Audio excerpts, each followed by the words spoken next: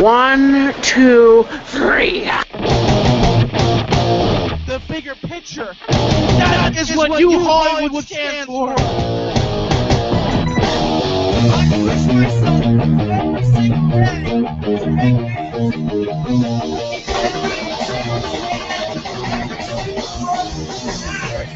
make beyond anything else.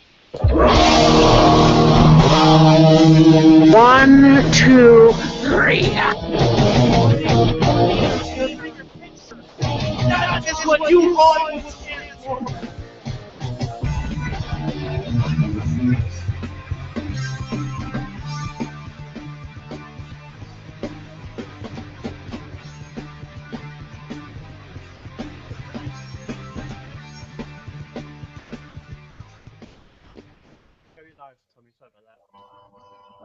Hey folks, welcome back to another awesome episode of Tommy Talks here, and my guest for tonight is Mr. Barnacules, none other than Mr. Barnacules Nerdgasm, and it's going to be an electrifying night. Introducing my MCs, Mr. Anthrit, Mr. Mark Hyder, and Mr. Sam Rasmus. How are you guys doing there Mr. tonight? Rasmus.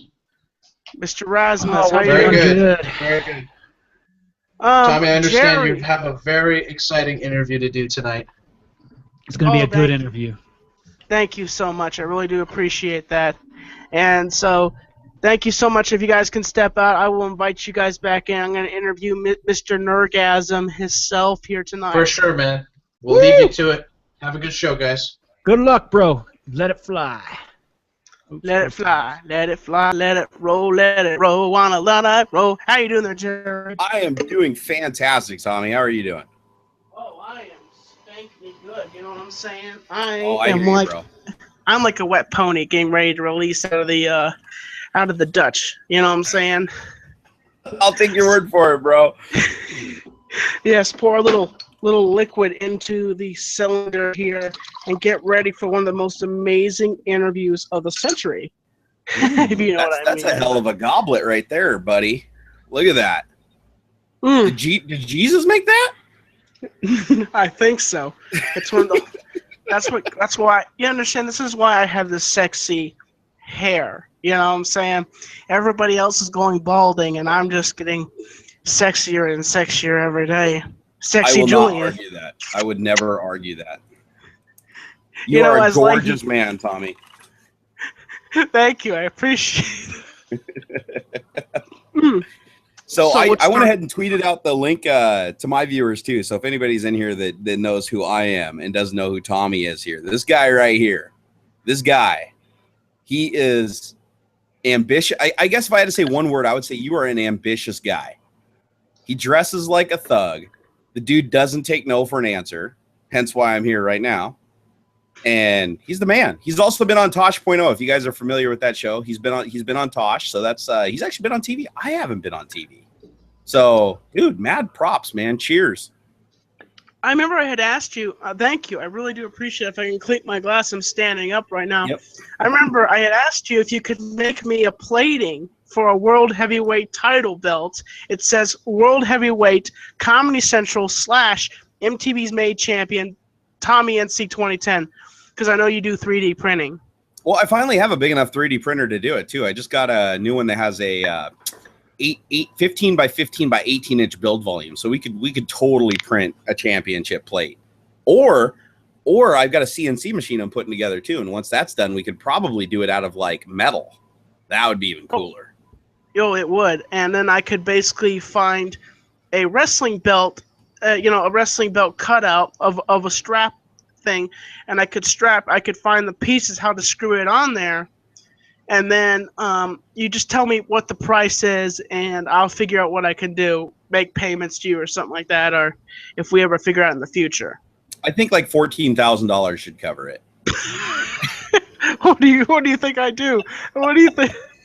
Dude, you got a microphone on a stand. That means internet logic proclaims that you're a millionaire. If you stand up and have a microphone, you're a millionaire.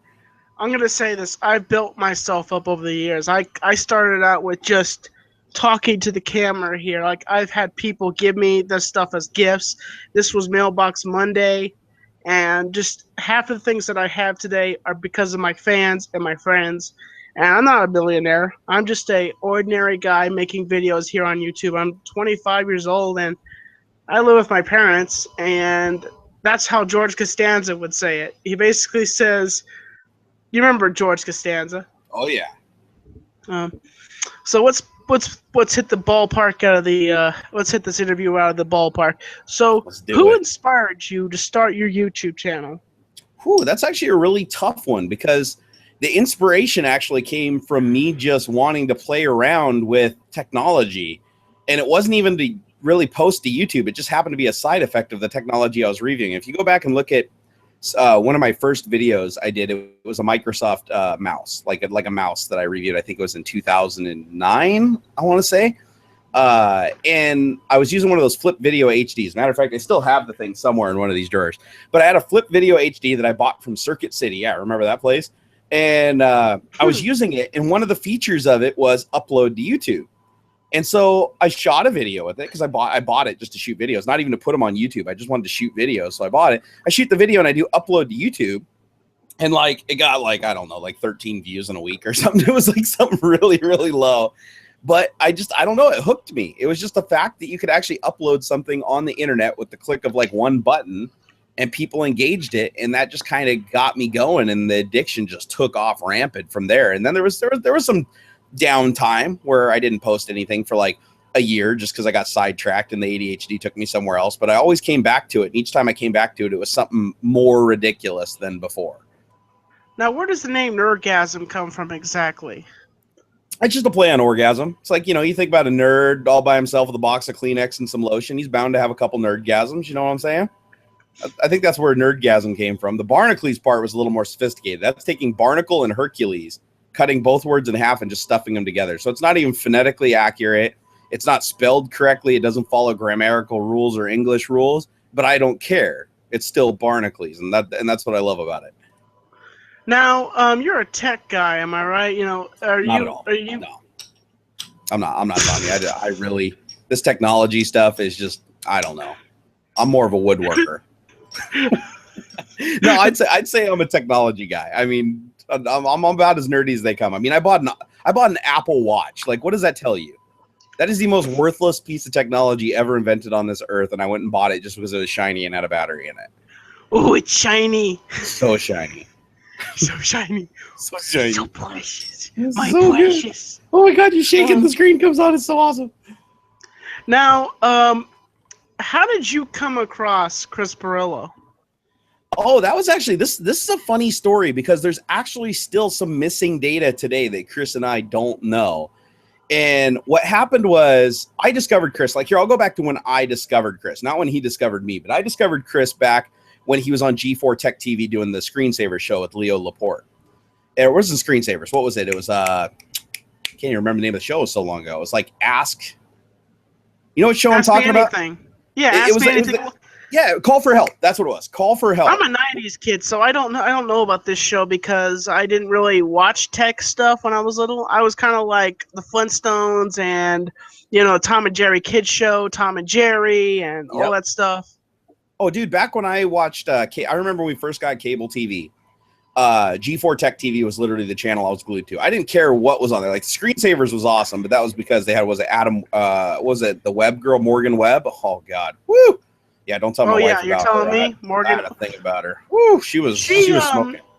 She did the game reviews, didn't she? She did. Morgan Webb. She did. She was like the quintessential hot nerd, and so I was glued to that show. But every once in a while, this like this troll like character would come on and take phone calls, and that was Chris Pirillo. And I liked that show because I liked Leo Laporte back then too. And the thing is, I don't like Leo Laporte today. I think he's kind of a little bit of an outspoken jerk in some ways. But back then, I loved what he did, and Chris, I liked what he did. So later on in life, fast forward, years after G4 Tech TV went over, I rediscovered that Chris was doing the locker gnome thing. And I followed him for a while, and apparently I trolled him so bad in the comments on his videos with so much hate that he banned me. So I was banned for no. This is hilarious. And we still can't find. We went back and did all the research. We had to find the answer. We couldn't do it. But apparently, I was banned either by Chris Perillo or one of his people that he was working with. I got banned from his channel for apparently being just way too vulgar in the comments. So fast forward years later, I was no longer watching Chris after that and everything because I was kind of butthurt that I got banned from his channel. And so he contacted me on Twitter because he heard about 3D printing. And I was like the #1 3D printing channel on YouTube at that point. And so he reached out to me and started talking about 3D printers. And within a couple of days, we met up for coffee at a local place because I didn't even realize he was local to me. I watched that vlog, actually. Yeah. So we live really close to each other. So we met at a coffee shop in between, hit it off. It went absolutely. I mean, it's one of those things where it's like, when you're going to be friends with somebody or you're not, right? I mean, it just, we clicked. So no, we hit it off from there, and we just started doing collaborations with the Geek Out, and I went over to his house and hung out, and we did things. And no, it was a really, really cool friendship, and I got to see that he dealt with a lot of the stuff that I was dealing with on YouTube, as I was growing and stuff. So it was a really interesting experience. But the bottom line is, I actually trolled him so bad I got banned from his channel, and somehow now we're really good friends. So that just goes to show how things can change over the years, right? Oh, jeez. Oh, my gosh. Now, I have a question for you. Sure. I'm sorry, I'm going to get off Chris a little bit, but have you gotten drunk with Chris? Is Chris funny when he's drunk? He's hilarious. When the cameras are shut off? Oh, he's absolutely hilarious. Absolutely. You've never met a more outspoken, loud Italian guy, like drunk, as Chris Perillo. It's hilarious. No. Yeah. And the funny thing is, he's not all that dissimilar than he is on camera. It's just he might get a little bit more vulgar with the dialogue, but we all do, right? I mean, you turn off the camera and you start just dropping F-bombs, like, asking what's for dinner. But no, we actually got really animated off camera. Usually at the end of those episodes, we'd go drink another beer and go talk about things, and then I'd hang out at his house for 2 or 3 hours before I drove home, because I don't condone drinking and driving at all. I won't drive my car unless I'm blowing a 0-0. And but no, it's always fun. He's a great guy to drink with, but he gets drunk pretty quick. I mean, you get like 2 beers in that guy, and he's pretty blitzed. Really? I'm a liquor guy. I can't stand beer. Both. It's a. I'm a liquor guy. I love me some Coke and rum. Hey, everybody here, let's let the world know that our boy Tommy here is a liquor. Ladies, understand this. I am the liquor. He is the liquor. Sexy Nerdgasm. I am the liquor. Maybe you should change your name. Be like, no more Tommy NC 2010. You can be Tommy Liquor. Nah. Oh God, I got a cramp in my foot. Ow. Ow. Clench your toes. Clench your toes. Clench your toes. Clench them. Relax. Clench. Release. Clench. Release. That's what Just she like said. When you're taking a poop nap after eating a bunch of cheese. Clench. Release. Clench. Release. Same thing applies. So another question: What is your all-time favorite show on Netflix? All-time favorite show on Netflix would. God, that's a tough one. There's actually a couple of really, really good ones. I'm gonna probably say Orange is the New Black. I really like Orange is the New Black. There's just a lot of nudity and fun in that show, so highly recommended. I was kind of disappointed towards this newest season, how everything ended up. Barring the last season really I wasn't super impressed with, but no, everything's falling apart, and you know what's going to happen, and you're just like, what? I'm like, the other season was exciting because all this hell went down. Yep. And basically, it doesn't lead off from anything, but I have to say one of my favorite shows on Netflix is Trailer Park Boys. Yeah, I know that, boy. You've brought them up more than a couple times. And I remember seeing the movie, and I saw a couple episodes, but I haven't seen enough of it to really get locked into it. So I'm gonna have to give it another shot for sure. Give it a good binge watch. Watch it from season 1 to season 9, because in 2016, season 10, Snoop Dogg's gonna be in there, and they have a network called SwearNet, which it's like $5 a month, and like they have this whole thing, and it's really funny. It's really awesome, entertaining, it's a group of guys who were just sitting down and smoking dope and stuff like that, and they were just trying to figure stuff out. And they put this awesome product together called Trailer Park Boys. That's cool. I'm gonna watch it. I absolutely will. I'm looking through all the Netflix exclusive shows right now just to see if anything else stands out that I wasn't really thinking about. And I would say BoJack Horseman is pretty damn hilarious. Have you seen that? No, but I have seen House of Cards. I do love that show. House of Cards is amazing. House of Cards is absolutely amazing. Unfortunately, I haven't had enough time to really sit down and like really get through it. I've watched about 5 episodes. Especially the one where the president just goes on the rant about Jesus and not standing, and the lady that wasn't standing in the room and was basically like quoting him for being against gay marriage or something. And he goes on the tirade about how you're all for like stoning people and stuff like that. No, absolute brilliant speech. Completely addicted me, but I just haven't had enough time to like continue watching the show. But BoJack Horseman is hilarious. If you haven't seen that, I highly, highly recommend that. But just realize it is absolute dumb humor. I mean, it's dumb humor. Don't expect like a super intelligent cartoon. I mean, it is out there, but it is absolutely hilarious. I think I've seen some glimpses on Netflix. Another question for you. Another question about Chris. If you and Chris were in a WWE fight for the World Heavyweight Vloggers Championship, who would win that match? And it's a Hell in a Cell match. Who would win that match? For a vlogger match, so we're not talking like me just like grabbing him and throwing him out of the ring, because if that happened, I mean, I would just win, right? You have to skills. You have to beat him. You have to fight, grab each other. You have to fight each other. You have to throw each other into like a burning table and stuff like that. And you're going to get eventually busted open. You'll be bleeding. Both of you will be bleeding open, and one of you has to get the winning pin. So I'm thinking in that scenario, one of two things would happen. Either Chris would outsmart me and just run around in the ring in a circle until I got tired and fell over and died, or I'd just get a hold of him and in 2 seconds it'd be over. so it'd go one of two ways. Either scenario, either Chris wins or I wins, but that's how it would go down. Either it would be me running in circles for 5 minutes until I died of a heart attack, or I would just pick him up and just chuck him out of the ring and like claim victory. I think that's how it'd go down. I know you got a little jealous at Vlogger Fair when I handed that belt to Chris, and you were like, I was like, what are you doing, Tommy? Why you do me like this? Why? Well, I just at the time, I just thought Chris deserved the championship. Unless you want to take it from him.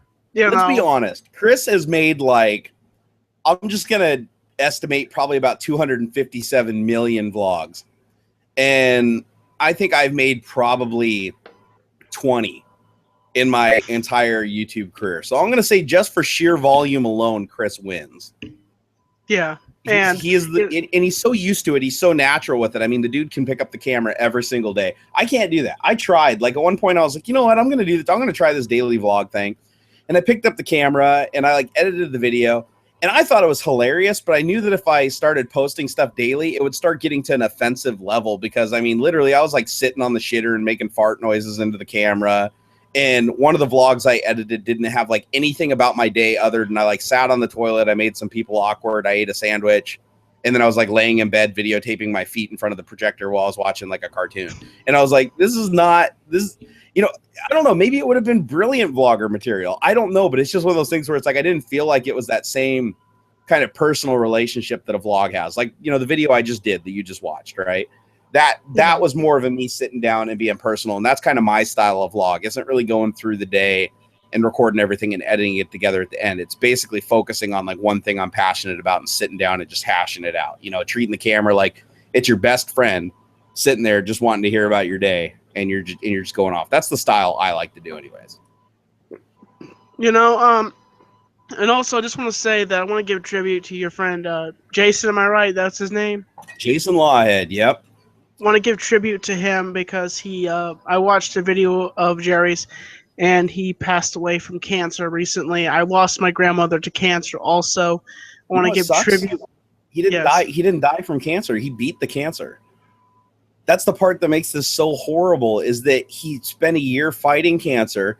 He went in and got his final tests after 5 rounds of chemo and 2 surgeries. They said he didn't have a single cancer cell in the system. He came back 100% clear. he was good to go. And then a week or so later, his stomach collapsed and he actually died from drowning in bile. Like horrible, horrible way to go.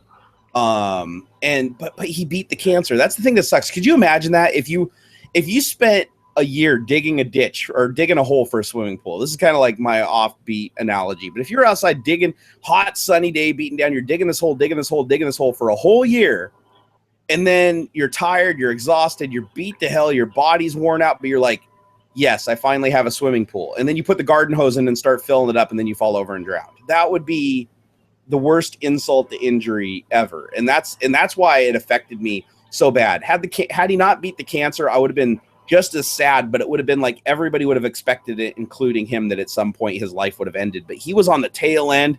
He thought he had it all in front of him.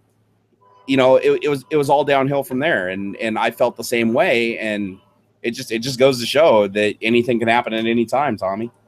It's anything. Yeah, you go into a doctor's appointment thinking that it's just a normal checkup, and then boom, it hits you, and then you're gone. You don't know. You could step outside tomorrow and just have a brain aneurysm and just fall over. Boom, like that. Never even see it coming, never even anticipate it. You could be healthy up to that day.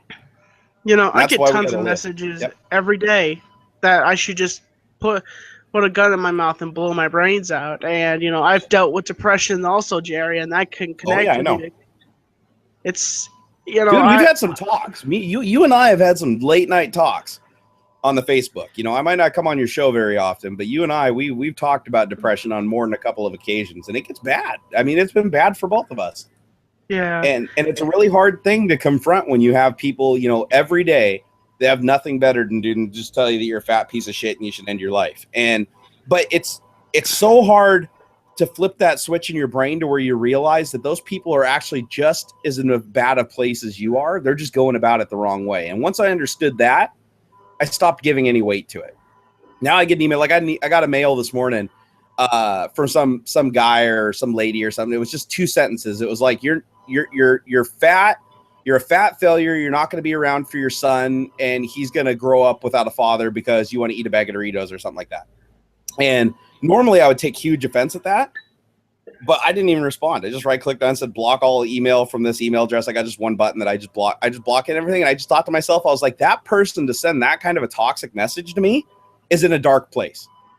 You know what I do, Jerry? What's that? I just say, when people, I read some of my comments from my reading machine since I can't read that well. And when I hear all this negativity, you know what I just say to them? I come back and I say, thank you for leaving a comment.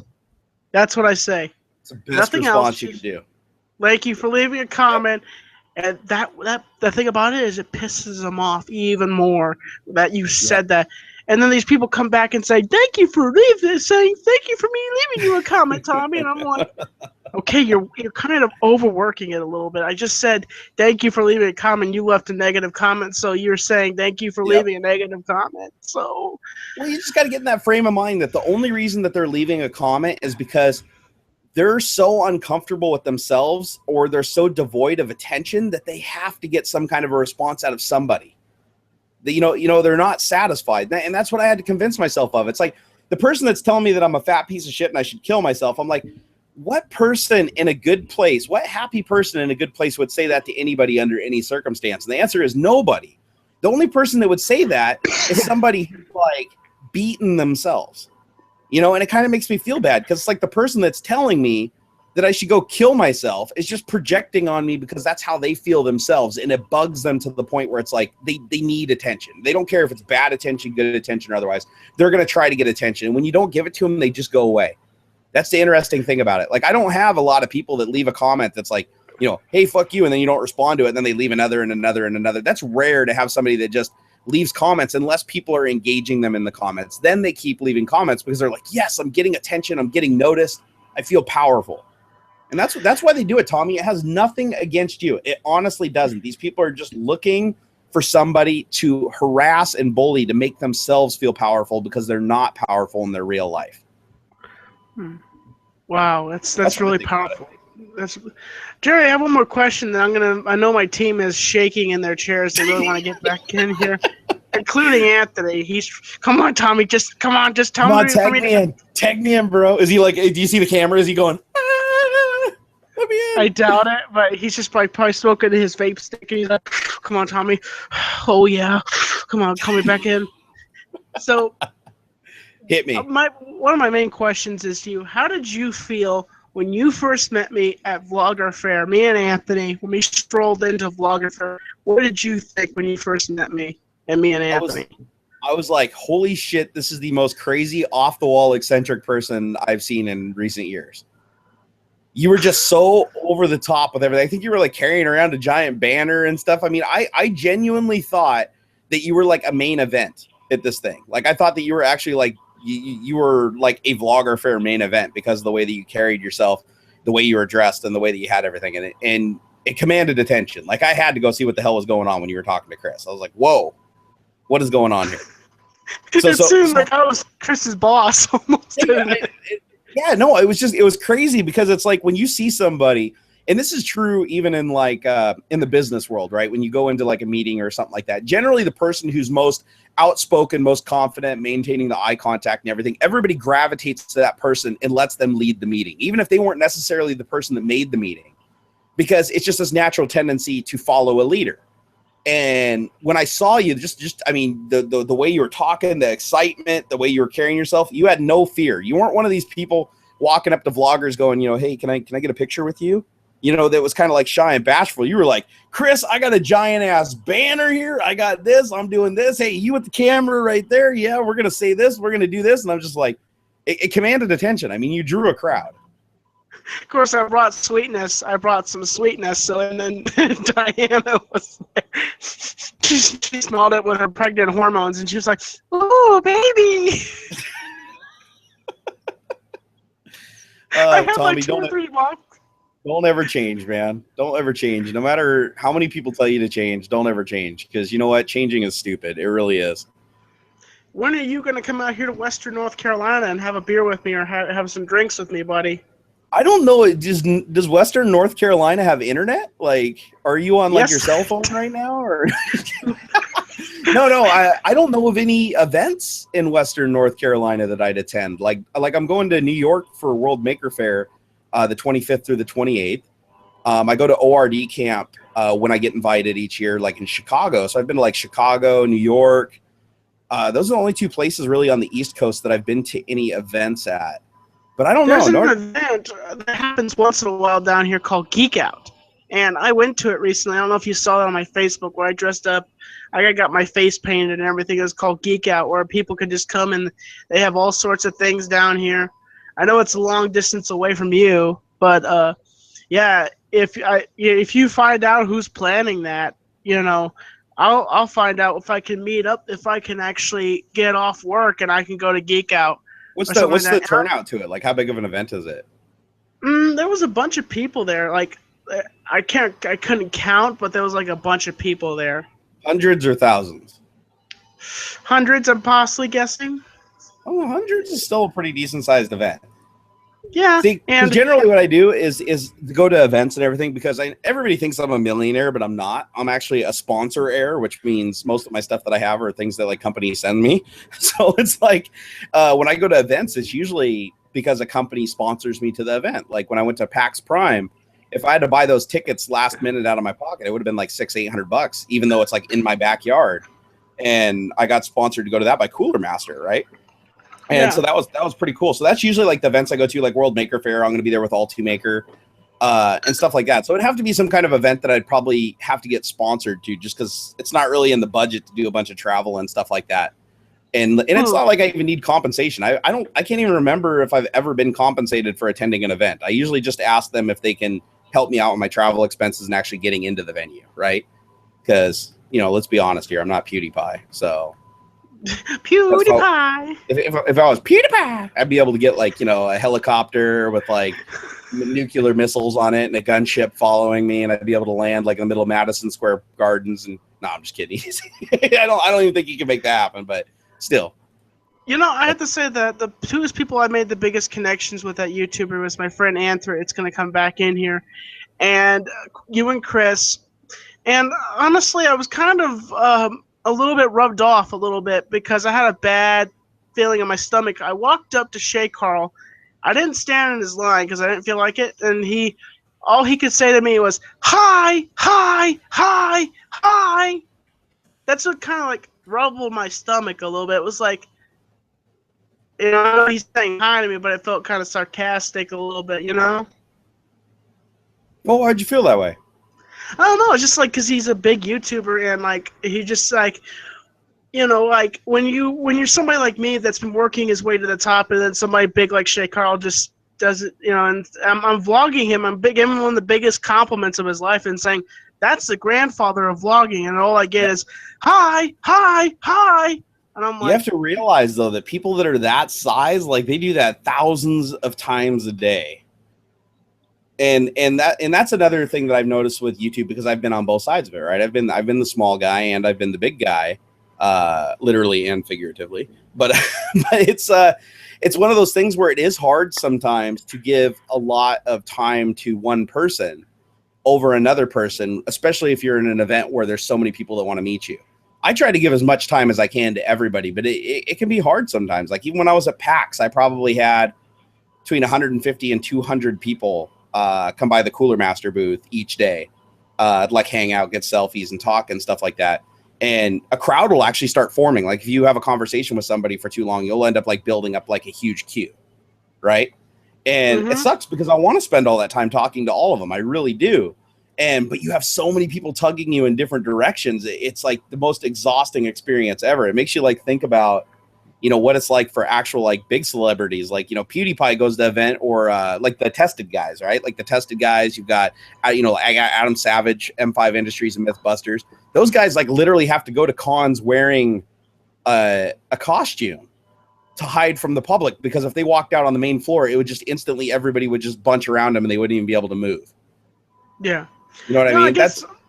I guess I don't know why I felt that way. It was because, you know, I had never met Shay Carl, and somebody like me walking up to Shay Carl probably, if Shay Carl met me, he probably thinking, who is this guy in a suit? You know, like, you know, in my mind, I'm no one. I'm just Tommy NC 2010. I'm just a YouTuber, makes videos and is working my way up the ladder. And so when I walk up to somebody like Shay Carl, I basically have to look up like this and say, but actually look down like this. Yeah, no, because he's like this tall. No, I actually met Shay Carl at oh god, what was it? It was Vlogger Fair. Actually, the Vlogger Fair EMP after party on day one. Went to the EMP and I got to meet him and talk to him for about 10 or 15 minutes, but because he was interested in 3D printing, right? I mean, he wanted to probe me and ask me questions about something that I was an expert in. And talking to him, that guy's got more energy than like anybody I've ever met. That guy just 150 miles an hour, eye on the prize. And you definitely get that vibe off him that the guy, I mean, he's successful because he's such a go-getter. You know, he's one of those people where it's like he just sets his mind on something and then just goes after it full force and throws everything at it. Wow. And some people may say that comes off as arrogant, but I don't really see that as arrogant. I see that as just being incredibly ambitious. And it's paid off for him, obviously. I mean, the guy's huge, right? Well, Anthony, Mark, and Sega Cam, you guys can come back in and ask Mr. Barnacules any question you want to ask him. And we're going to continue this interview. And yeah, including Sega Cam. I know you left, but understand the Sega Cam. Barnacules has a schedule, and so I don't get why is he so mad. He even left a comment on the video already saying bad idea, starting early. I'm not coming back into the hangout, and he's mad face. I guess I don't understand why he's mad just because you started a half an hour early when he was already here. I don't get that. I'll have to have a one-on-one conversation with Sega again and talk to him, ask him what's wrong, because I always say this. I always say this from all my guests. I will bend my schedule around you guys because you guys are important. You guys are my interview, basically, and I will work. Like I'll even have a Tommy Talks on Monday just to get a good interview with somebody. If I can't do it on Sunday, I understand it because Sunday is a day for everybody just to relax. And Sega Camp, we're going to have a conversation. We'll work things out, buddy. And don't get your tail feathers ruffled. Everything's fine, but, you know. Hey, everything's all good. I just checked in, and the video was saying that Sega's mad. He sent me a message, Tommy. It was a message for you. He says, you can tell Tommy I'm not doing the show. And you can tell that directly to Tommy. Is he not So, going to do the there you show go, buddy. anymore? Is he not going to do the show anymore, or is he just not going I to don't do the know. show? That's all he said, man. That's all he Yeah, said. He didn't I give no still don't details. understand it at all because he seemed like perfectly fine until you moved the show up 30 minutes and somehow that like completely destroyed his Well, world. keep in mind, he's a Twitch streamer, and he knows the value of being right on time for your viewers, you know? No, but it's one thing to have an opinion on something and offer your feedback, but to like have an opinion that if it's not followed, I'm going to completely throw a tantrum and walk away. That's like that's very, very negative. Like if I had a friend like that that was like, I don't support your decision, I'm walking away. Yep. I wouldn't. It's just the camp, man. It's just how he does it. Just how he does it, how he do. No, that's Anyway. fine. Yeah, that's how he do. Well, have you? Anyways, Jerry. Hey, great interview, Tommy. You want to know what it looked like? It was like this. Pow! Right out the park, like Babe Ruth. It's all So Jerry, Babe I Ruth just style. have to ask about this. The 3D printing, what brought you into that world, and what do you plan to go with it? Adult toys. No, I'm just kidding. Oh, nice. Adult toys and guns and bombs and bongs and all the contraband people have tried to get me to print over the years. No, what got me into 3D printing actually was my friend Eric, who works at Bungie Studios. He was he built a 3D printer. It was actually the original Ultimaker. He bought it as a kit and it showed up in like it was like flat packed IKEA style, and he built it himself. And I went over to his house and I watched him like 3D printing stuff, and my mind was just blown. Like this, my inner squirrel. And this is back before anybody had 3D printers. This was even before MakerBot was like mainstream, right? Like where they were like selling stuff in stores. And I was just blown away when I saw it work. I was like, wow, you're basically taking like weed eater filament, you know, this like spool of plastic and turning it into virtually anything you want. And I had to have one. So it was one of those things where it's like I literally went out and bought the exact same printer that he had, which at the time they were ungodly expensive. I want to say I spent almost $3,000 on it.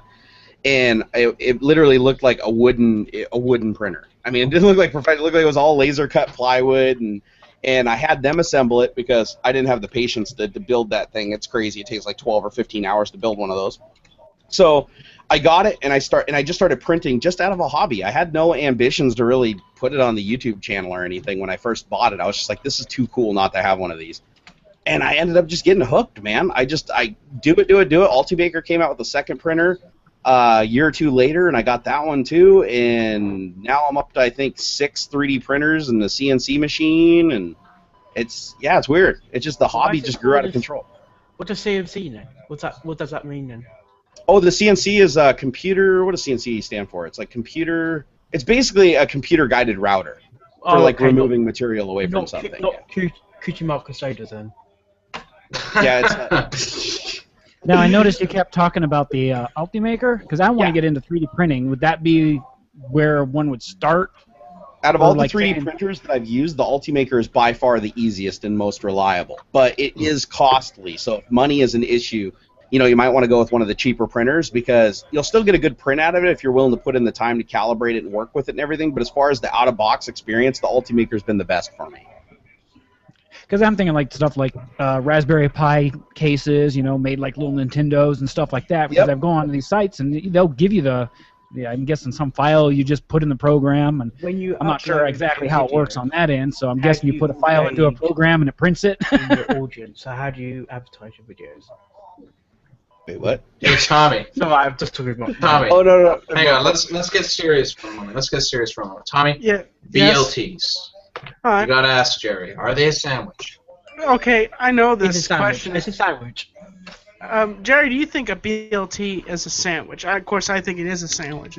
A BLT is absolutely a sandwich, and anybody that thinks contrary to that is just a big duty head. There's a school of thought that a BLT is not a sandwich, but some kind of a snack.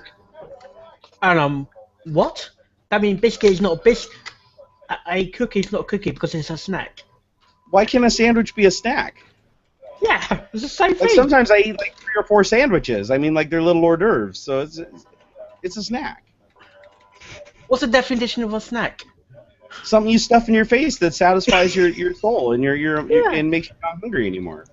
You know, that Jerry, classes you know who you remind me of? There's a famous comedian, and he recently passed away. His name was John something, and he's like, "You're giving me a salad? Are you serious? Do I look like a guy who wants to eat a salad?" Don't get me wrong, salads are good. Salads have a place. They do. I mean, other than feeding your pet gerbil. But you know, I'm of the variety that BLT is still a sandwich. I'm sorry, BLT is a sandwich. I mean, sure, they didn't put sandwich in the letters. I mean, it's not like an SBLT, but it's still that bacon, lettuce, and tomatoes goes on bread. Anything that goes in between two slices of bread is a sandwich. Have you Yes. 3D printed a pony before? I have not 3D printed a pony, but that is very, very high on my list of future prints. Because I like that idea. I need a pony on my desk to keep Dr. Hoof's company. I got a question Now- for you. Shoot. I am a big, super Linux nerd, and I'm just Okay, kind I'm of not going curious. to talk to you anymore. Can you mute What's him? your opinion? What's your opinion? What is your opinion on the whole Linux world coming from a Microsoft world? What's your Okay. view? So, okay, this is a tough one. Boy, you spent 3 hours on this one. But in a nutshell, Linux is stupid and nobody should run it. No, I'm just kidding. I'm not going to say that. No, actually, I have a couple VMs that I run Linux on. The only reason it's not going to be mainstream is because it's such an open source platform that basically everybody out there that's doing development for it, there's not a lot of money in it. Closed platforms generally bring in more revenue, and they also offer more paid support to the companies. Like, let me give you an example. Microsoft would work directly with Adobe and dedicate hundreds of thousands of dollars of resources to Adobe in the form of developers and everything to make sure that their stuff ran flawlessly on the Windows operating system. With Linux, you're not going to get that because Linux doesn't pull in enough money unless you're talking about some of the rare distributions like Red Hat and stuff like that, where they do bring in enough money through the support side of things that they could maybe do a venture like that every once in a while. But I think for the most part, because Linux is so free, you're not going to see companies that are trying to make huge amounts of money gravitating to it. Does that make sense? Oh yeah, I mean when you have an operating system that has 400 different ways it's going, and Yeah. people are like, well, okay, I want to do it, but what's the difference between this Linux, this Mint, this Debian, all these different divisions? It's like Gentoo, too many I mean, choices. yeah. No, it's absolutely insane. Like, you do a search for Linux distribution, like a Wikipedia page comes up that's like 3 pages long, and it's just a giant like spreadsheet of every single distribution like ever made, and like most of them are like still around and still being maintained. And then a lot of them use different types of packet managers for installing software. A lot of them have compilers and packages inside of them that compile some things, whereas the other ones you have to add in those packages to compile those things. So realistically, I think for Linux to become mainstream and be a true competitor for the desktop. Now, the enterprise is a completely different story. Linux dominates the enterprise because in the enterprise, you have skilled workers that know what they're doing, that know how to work around all these things. And it's cheaper to basically pay them to maintain your enterprise and get the software for free than it is to go buy, like, say, Windows enterprise level licenses and a staff to support it. So that's why most people tend to go to Linux and Apache route for web serving. But as far as the desktop, you just have way too many options. Because I've actually installed 3 different Linux distributions before where I was completely proficient in one, which Debian's probably the one that I'm most proficient in. But then I'd go over and install, like, what was that? Mint was one of them, and then there was another one that was super hugely graphical that I installed, and I seriously couldn't even find, like, the display settings. It was that different. I was oh, man. So that's why I think what they need to do is all the Linux distributions need to get together in a room and be like, guys, we need to just do like a standard desktop like X11 or GNOME or something and just standardize on it and say that's going to be the standard that we all offer default on these distributions. And then once they all synchronize together and everybody's running the same distributions, has the same default packets installed, the same compiler installed, if they did that across the board, then I think more companies like Steam, for instance, and the game library and Adobe and stuff would be way more willing to produce software for those platforms, knowing that it would seamlessly work on all the distributions instead of knowing they have to tweak it for each one. Oh yeah. And that's the most technical thing I'm going to say this entire interview. When I met Puget Systems at Linux Fest in Washington in the spring, they told me, I'm like, well, what kind of people get these Linux computers? And they said people who do high scientific work. Like, I don't know what they meant by that, but it's because scientists are poor. That's why. Scientists are very poor people. But the machines that Puget builds they're not cheap systems. No, when I went in to pick up William, my dual-core Xeon system that I have down here, or dual CPU, 12 physical cores, I actually went to one of the other benches there, and they showed me an AMD build that they were doing that had 4 8-core CPUs in it, and it had 128 gigabytes of RAM. and it didn't even have a graphics card in it. Like literally, it didn't even need a graphics card because they were literally just plugging in a USB thumb drive that booted the operating system and just ran computations and then saved the data off. So it was like there was no need to have a display, there was no need to have a keyboard, nothing. It was just a computing box. And because it was AMD, it was dirt cheap to run. The Linux distribution, of course, was free, so there was no cost for the license.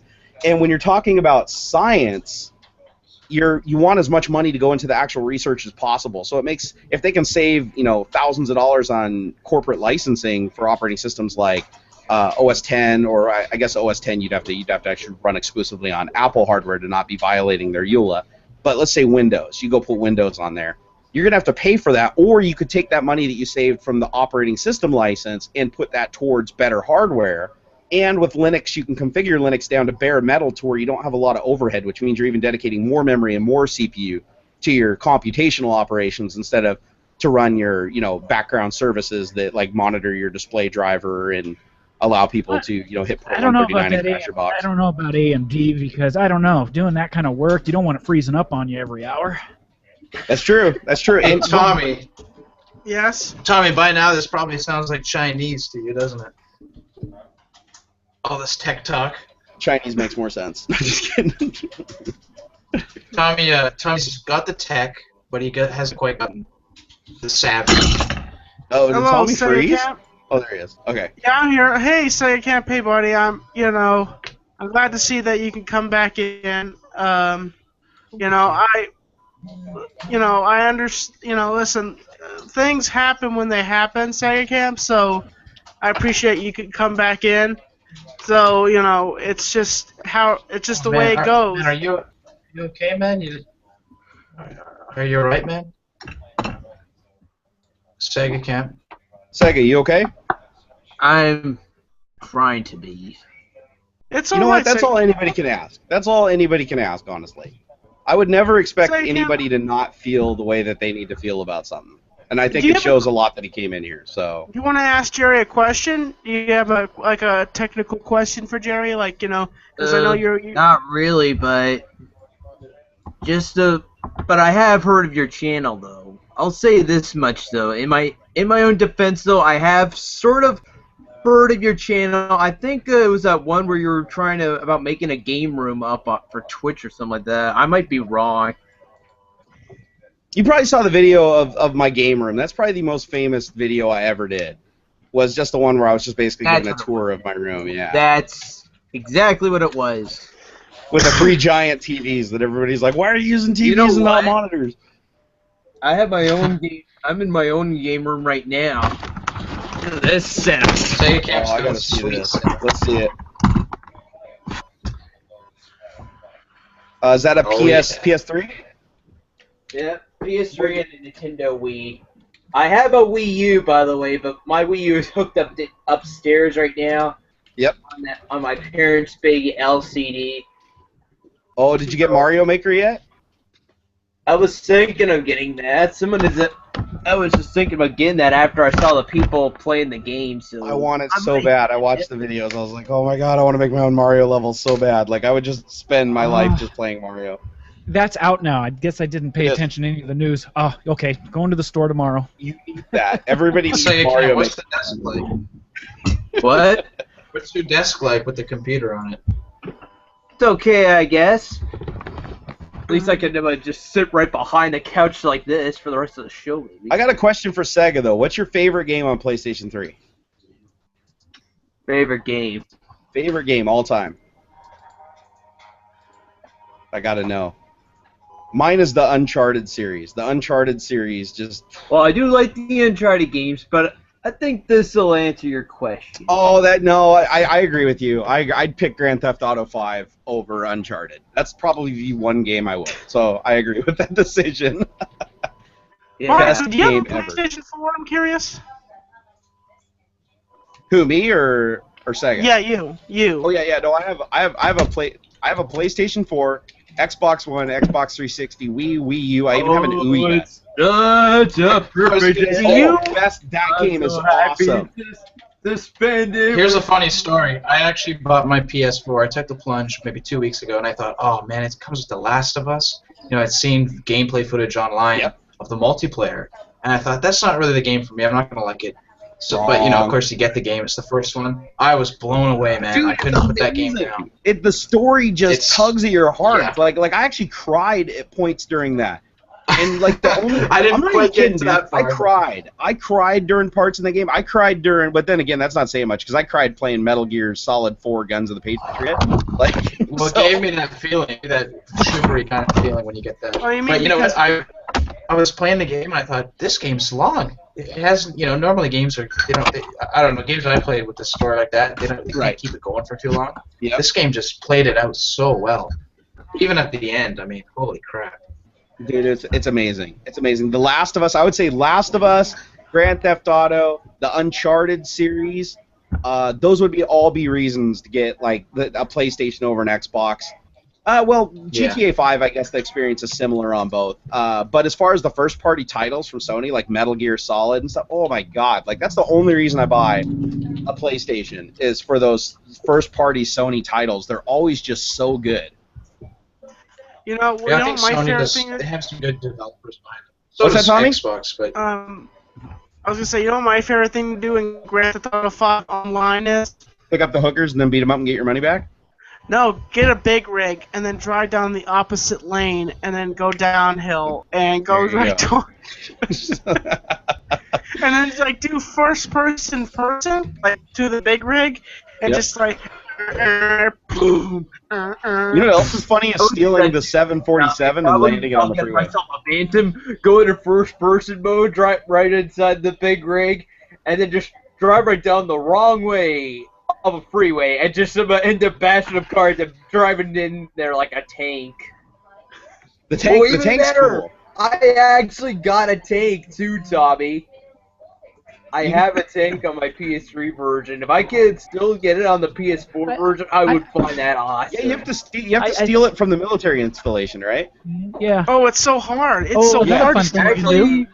Actually, shoot what I did random was people I and take their paid with money. the That's money kinda and got it from Pegasus' website instead. I think that's how I got it. Something like that. Now, Jerry, you know, I have to say that this has been awesome, you coming on my show. This has been, like, the most awesome, like, I would say this is one of the awesome interviews I've had. I've had awesomer wait a minute, how am I going to put this right? To put this word He's right. like, you're all right, but I've had awesomer interviews. I'm just No, saying. no, I'm trying to be... Oh my gosh, there's an echo. Who's echoing? Well, I put mine on mute. The hang up for me on my end is on mute. But no, dude, this is an awesome interview. Like, this is an outstanding interview. Like, I want to say that you're doing an amazing job on here, Thank you,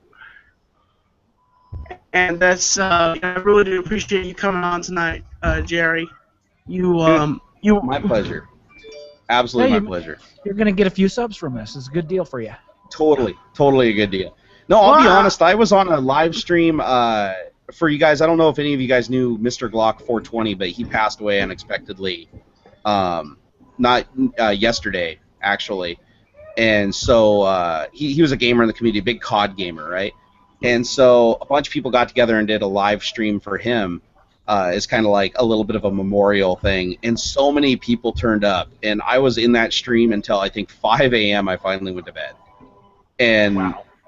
the coolest thing about these streams, I like streams like this where it's like just to get together, it's just having fun, it's just talking. It's a bunch of good guys that enjoy playing video games and doing stuff with technology. This is my jam. This is what I enjoy doing. I don't care if I get a single subscriber from this. I don't care if I lose 100 subscribers. This is fun. Now my question is, are you a fan of the Nostalgia Critic at all? Oh my God, huge fan. I am too. But I love he it. is. Besides Chris, the Nostalgia Critic inspired me. Cool Duder inspired me.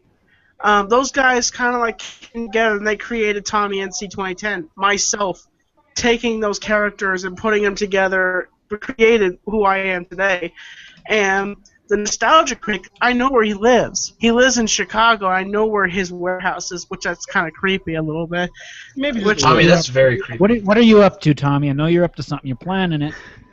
I'm Tommy's gonna like, have I to know look where at he your lives. files. I think I'm just gonna get an Uber over there and knock on his door. I've actually searched it. I pinpoint from my town to where his office is, and it's a decent drive, but it's I thought, I'd Just like to hold your fly thumb out. out. You'll get there. Just why? Okay, I got a question for you. Why is it? It's not offensive if you stick your thumb out, but if you stick your butt out, it's not offensive. It is offensive. It's like that's the most lowest thing to do. Can you imagine if you stuck your butt out and it was actually opposite world, and people are like, "Where can I take you?" I don't. Well, that I depends don't- if you're male or female. Yeah, I was gonna say I don't think that applies if you're a female. I think if you bend over and stick your butt out, somebody's gonna pull over and pick you up. I mean, what they do with you after they pick you up might be like not a ride. Well, not the ride you're looking for. No, Wow, it'd be, no matter it'd be what a I say, ride it's with gonna a be wrong different here. kind of happy ending. You're not gonna have a good that's time. what Tommy does. When Tommy wants to hitchhike, he just gets his big booty pointed right out at the road and sticks his thumb up behind his back. See, Tommy, that's what you should do for your YouTube channel. Is you should take all these ideas like as a BLT a sandwich, and sticking your butt out an appropriate way to hitchhike. You should take all these ideas and find a way to visualize them in a 5-minute fast-paced video. And boom, just the success will just start rolling in. Be like, I could just imagine 5 minutes of you explaining why a BLT is a sandwich. I think I'd watch that. I'd genuinely watch that. I have to send the editing to somebody to do that because I'm a slapper kind of editor. I slap everything together, boom, send it to my patrons, and that's how I do things. I'm not the kind of guy who does the jump edits and stuff like that. I have to find somebody to do it. He's what I call slap it on the timeline, upload it, we're good. Slap it on the timeline upload. I'm just telling you, Tommy, if you go and do a search for jump cut on YouTube and you watch 3 tutorials, it'll change your whole life, man. Like, the jump cut is the cornerstone of everything. I know you're a jump kind of guy. I know that because I watch your channel a lot. Are you a McJuggernuggets fan? Or I'm asking this: are you a Yeah, no, McJuggernuggets fan? Yeah, absolutely. Tommy, I love Jesse. look at my face. No. Well, I mean, you can't take things seriously. I mean, it's like, I also love Angry Grandpa and Kid Behind the Camera and all those guys. Oh, I love them too. I They're can awesome. accept Angry Grandpa and Kid Behind a Camera, and they were thinking about doing some sort of skit. Mark, looks like you're wrestling with Behind that a Camera tablet. did that both their fathers just hate each other. Oh, that's the thing is I don't know if they really hate each other in real life or not. That's what I don't know, but it's damn entertaining to watch. And at the end of the day, they probably sleep in the same bedroom and kiss each other goodnight. it's possible. You never know. You know what I'd like to They have a see? Coke machine on the porch. I mean, that gives them mad props in my book. You know what I'd like to see? I'd like to see Psycho Dad fight Angry Grandpa. That would be one of the most epic videos of Angry the Grandpa century. would not stand a chance. Well, then again, though, who knows? He does have that big fat belly, so... What do you think, Jerry? All right, I was talking to Logan. My bad. What were we saying? What do you think, Jerry? Angry Grandpa versus Psycho Dad. What do you think? Who would win that fight? Angry Grandpa versus Psycho Dad. I don't know. Angry Grandpa's pretty damn feisty, but I think Psycho Dad would probably flatten him. I don't know. I'm gonna go for Angry Grandpa because he's my Angry favorite. Grandpa. Yeah. I think Angry Grandpa would get the drop on him. Did you see what he did to? Did you see what Jesse's dad did here's to the his thing. daughter? Psycho Dad would win the fight, but Angry Grandpa would win the war. Oh, jeez. That's all you need to know. Psycho Dad would win the fight, but Angry Grandpa would win the war. He would too. Like, I was just watching the video the other day where Angry Grandpa backs into the pool. I was laughing so hard. I was like, oh waiting my for God. that. I'm like, that's gonna be the first thing to get destroyed in that new house. And sure enough, the pool You know what got cracks it. I me was up waiting though for it. is you read the comments on the videos and you read on Twitter, and of course you have the negative crowd that's like, oh my God, this totally isn't real, blah blah blah blah. I'm like, dude, they destroyed an above ground $7,000 swimming pool for a video. If that's the case, then rock on. I don't care if it's real or not. That is dedication right there. Oh yeah. But if there's some people who actually believe in it's real, and they argue in the chat that what Pickle Boy is gonna do, and what Angry Grandpa's gonna do, and the same thing with Big Juggernuggets. Like, sometimes I forget it's fake, and I get into it, and I'm like talking to Anthony and everybody in the hangout. I'm like, I totally hate Psycho Dad. He's a piece of garbage. I hate Big Brother. Oh, hold on, we're getting the bat phone's ringing. Hold on here. Barnacules Nerdgasm Incorporated, Fortune 500 company. How may I help you? You ordered the pizza? What kind of pizza did you get? Oh, Hawaiian with sausage coming, guys. Extra pineapple. Oh, this is going down. I'm excited. All right, love you, sweetie. I'll be down in probably about 10 minutes, okay? All right, love you, babe. Bye-bye. At least you're not running a sex phone line. Nope. Food porn works. This is actually porn's becoming better. a thing.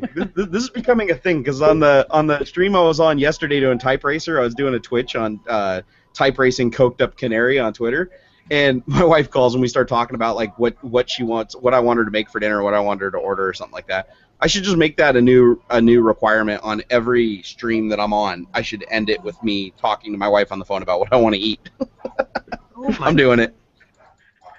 Welcome to the food porn line. Everybody, call up. But to kind of comment on what's on Kid Behind the Camera and Jugger Nuggets and all those guys, I think that there is an element of reality to what's going on. But just like with anything else, it's like to make it entertaining, you do have to embellish things, right? I mean, you do have to take it up a notch.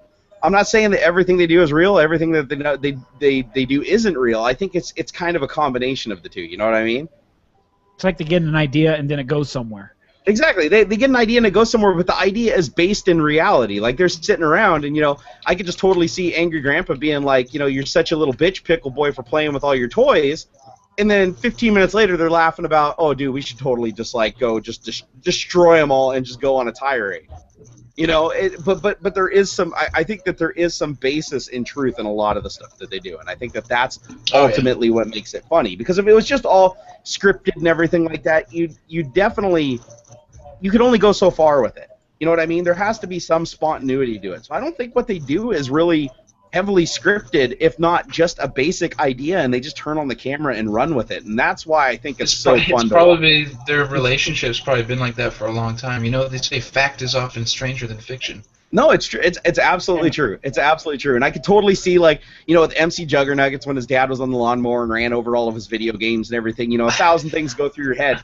They're like, oh, dude, I would have just ran out there and started grabbing video games. He's not going to run me over with the lawnmower. You can ask all those questions, but the thing is I'm sure his dad gives him endless shit for playing video games.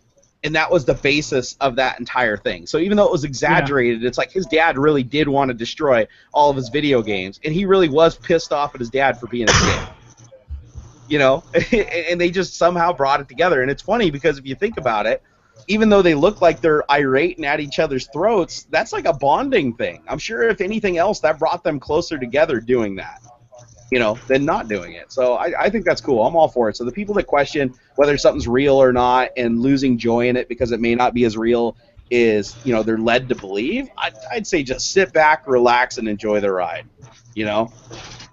And Jerry, I just want to say, I think I'm going to try my best for next year, for 2016, to come to Vlogger Fair, if I can.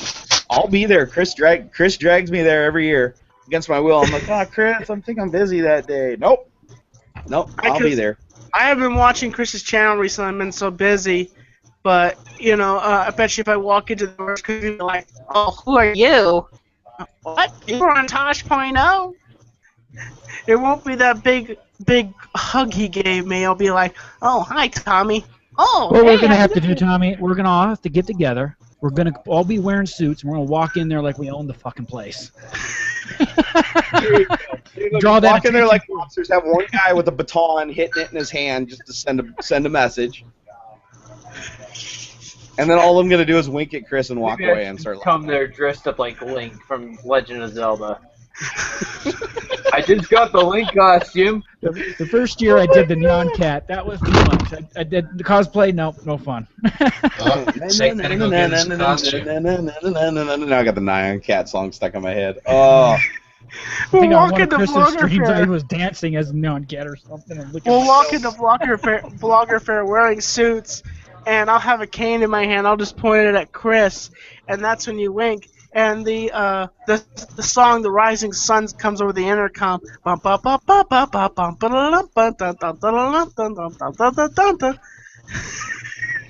Here, Tommy, I'll tell you how to get Chris's attention right now. So Vlogger Fair, you show up midday when everything's going strong, crowds their biggest.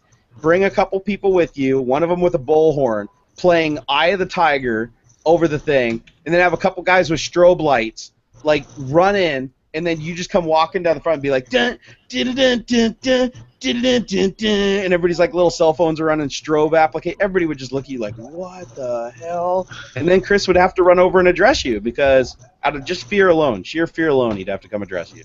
There you go. I think it would be more awesome if I had a smoke machine and I planted them right near the door, and then smoke just completely gurges out of the front area, and then you hear Vince McMahon's theme song, "No Chance in Hell." That's what you got, and I come out of the smoke, and I'm just like a boss, you know. Andrew, look at the Russian grandmother. Andrew, it's your job to get Tommy in a wrestling onesie. This is And like, have him yeah, come to come Vlogger on. Don't That'd be great. We'll have a Vlogger Fair match. Get a ring in there. Yeah, it needs to be a onesie, and he needs to be wearing, you know, the ear protection that they wear so they don't get their ears boxed or whatever. Yeah. He has to have that with the chin strap on it, and a onesie, and the onesie needs to be a suit with a tie painted on the front of it. Yes. That would be epic, dude. Come to Vlogger Fair like that. Every single person there is going to want to talk to you or run away from you. Either way, it's good. I'll be wearing a suit, then I'll take the suits off, and I have the onesie underneath me. Tear away pants. Be like, just walk up to Chris and just rip them off. I just want to see the look on his face when you do that. It's Hopefully just Chris come is not party listening with to me. this. Chris, if he ever watches this, he's gonna like shoot me in the face for this. He's gonna be like, "Why are you giving him ideas? Why?"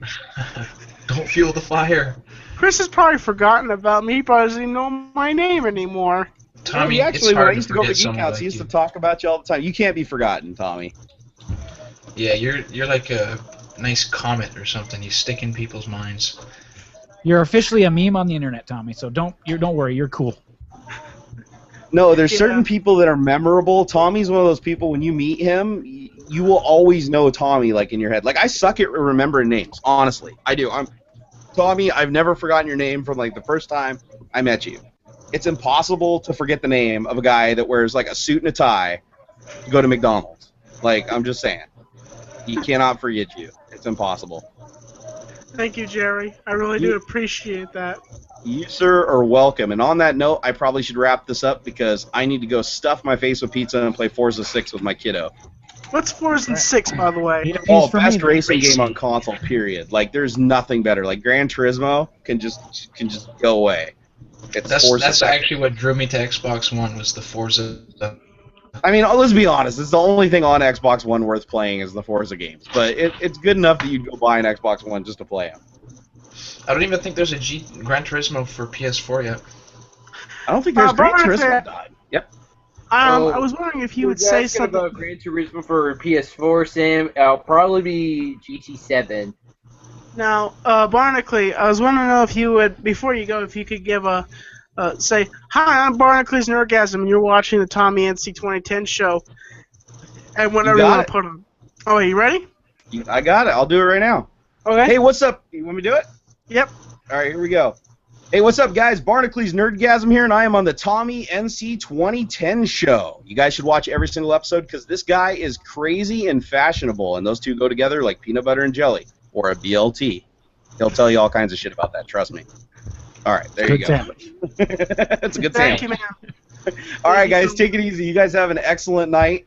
I am going to go and play some Forza with, like, the cutest kid ever Enjoy that made. pizza. Oh, dude, I'm going to enjoy that pizza so much. Oh, my God. All right, peace out, guys. Enjoy going in and out. Good night. Yep, take it easy. Take it easy. Night night. Folks, I am Tommy NC 2010. Thank you for enjoying such an awesome episode of Tommy Talks. And as always, I'm Tommy NC 2010, and I'm keeping you on the BLT. It's not a inside sandwich. of fact. Keeping you on the inside fact. Oh, watch the mic.